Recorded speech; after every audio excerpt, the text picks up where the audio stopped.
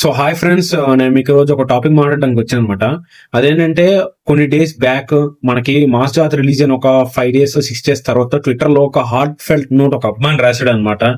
అన్నా మారన్నా, ప్లీజ్ అన్నా, రవన్నా అన్న, మేము ఎవరిని అనుకోవచ్చు, నీకెందుకు అనుకోవచ్చు అని అనుకోవచ్చు, కాకపోతే మాకు బాధేస్తుంది అన్న, నిజంగా మేము చూసి పెరిగిన హీరో ఇలా అయిపోతున్నాడు ఏంటని చెప్పి.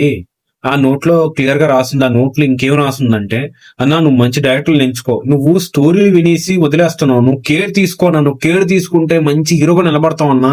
ఇప్పటికీ నీకు ఆ చార్మ్ అన్ని ఉన్నాయి, నువ్వు కావాలనే మరి చెడగొట్టుకుంటున్నావా లేకపోతే ఏంటో నాకు అర్థం కావట్లేదన్నా అని చెప్పాడు. అదే నాకు అనిపించింది అనమాట.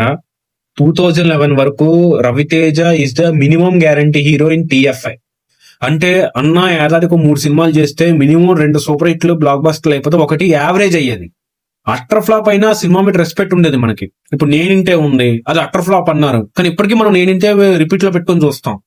భగీరథ ఉంది, ఇప్పటికీ మనం ఫేస్బుక్ లో కొన్ని వీడియోలు చూస్తే సినిమా చూడదగ్గ బాగానే అనిపిస్తుంది.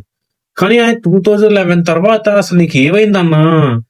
రాడ్ల మీద రాడ్లు అన్నా. అసలు ఎలా అంటే మిరపకాయ వచ్చిన తర్వాత వీర, దొంగల మూట, నిప్పు, దరువు, దేవుడు చేసిన మనుషులు, వరుస రాడ్లు. అందులో నిప్పు దేవుడు చేసిన మనుషులు అంటే చెప్పక్కర్లేదు. దరువు అంటే సెకండ్ హాఫ్ ఫస్ట్ హాఫ్ వరకు కొంచెం బాగానే ఎంజాయ్ చేస్తాం మాస్ ఆడియన్స్.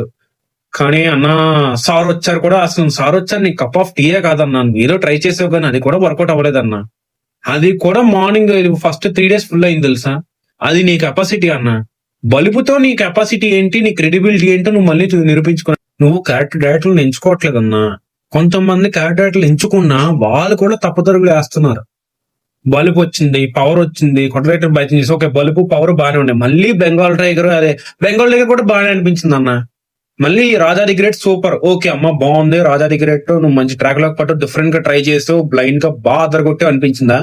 మళ్ళీ స్టార్ట్ రాడ్లు, టచ్ చేసి చూడు, నేల టికెట్, అమర్ అక్బర్ యాంటోనీ అన్నా. అసలు చూస్తున్నావా అసలు ఎలాంటి రాడ్లు.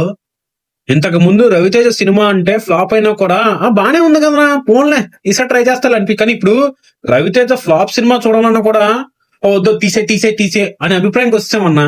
అను దయచేసి డైరెక్టర్లు మార్చి ప్లీజ్ అన్నా, మంచి డైరెక్టర్ ఛాన్స్ ఇవ్వన్నా, ఒక పెద్ద డైరెక్టర్ ఛాన్స్ ఇవ్వన్నా, నేను నిరూపించుకుంటారన్నా నీ టాలెంట్ ని. ప్లీజ్ అన్నా, నేనున్న టాలెంట్ అంటే వాళ్ళు బయటికి తెస్తారన్నా. నువ్వు దయచేసి ఒక ఫిలిం డైరెక్టర్ ఛాన్స్ ఇవ్వకన్నా ప్లీజ్. దయచేసి ఈ వీడియో రవితేజ వరకు వెళ్తాదని, రవితేజ మారి మళ్ళీ మినిమం గ్యారంటీ ట్రాక్ లోకి వస్తుందని ఆశిస్తున్నాం. Thank you, please subscribe.